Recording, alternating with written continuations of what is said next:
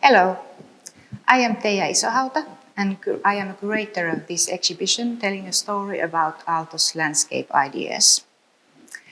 Aalto had a quite special starting point as to become an architect, as his father was a surveyor, and Aalto was able as a young boy to follow him to his working sites and to see how the nature was measured.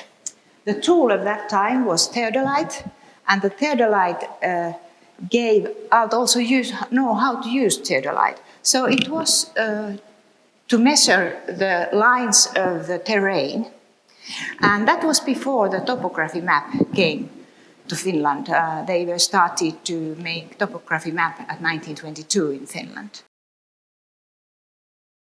Aalto's first study trip headed to Sweden, which is normal in Finland, that when you want to learn something more, you first go to Sweden. And in Sweden, he wanted to learn more about his colleagues, to get to know them. And he ended up to Gothenburg to work in an office who was preparing Gothenburg Jubilee exhibition for 1923. Aalto had a very typical way of designing his architecture. He started by finding each functions for each buildings. And for example, when he was designing big libraries or housings or city centers, he found out the themes which were most remarkable for those purposes for the building. And that was the same with the landscape. And in landscape, we start with the topography. In Gothenburg, Aalto saw the first large exhibition, international exhibition about town planning. And that was waking up his mind. The head of the jury of that exhibition was Raymond Unwin, and Unwin was a very important figure in England and behind the Garden City movement. The Garden City movement was based on the theory of Ebenezer Howard, but Unwin was the one who was realizing those first garden cities.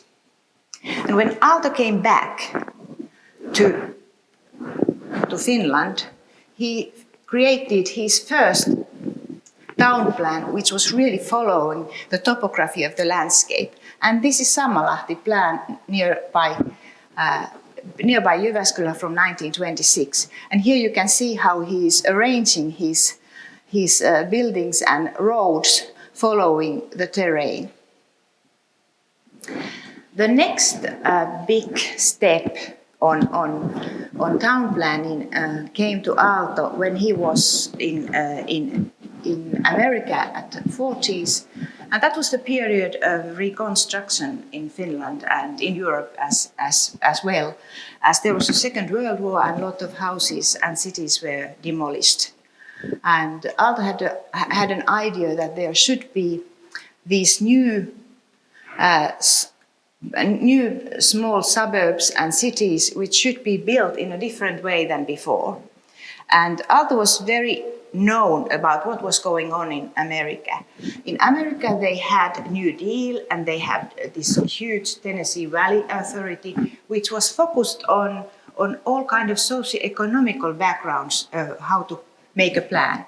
And this is Aalto's first experimental plan, which he was making meanwhile he was in his first period as a guest professor in MIT.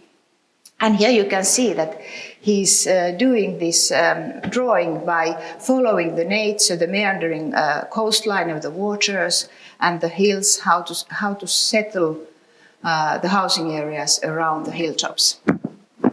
This is the small sketch for that, and this is very, it gives a clear image how he was looking and seeing what was going on the cliff tops, where was the forest side and where was the cliff side. And the whole area is based on that. In 40s, Aalto made many large plans. He made a large regional plan to Kokemäki. He made a plan for Lapland, how to construct Lapland again. And also Imatra town plan was important from 1947.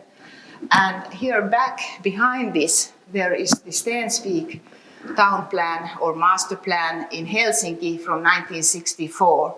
And in these images, you can follow how he was separating with the green zones the areas where people are living and moving and where is the roads going. So in between, you always had a green zone.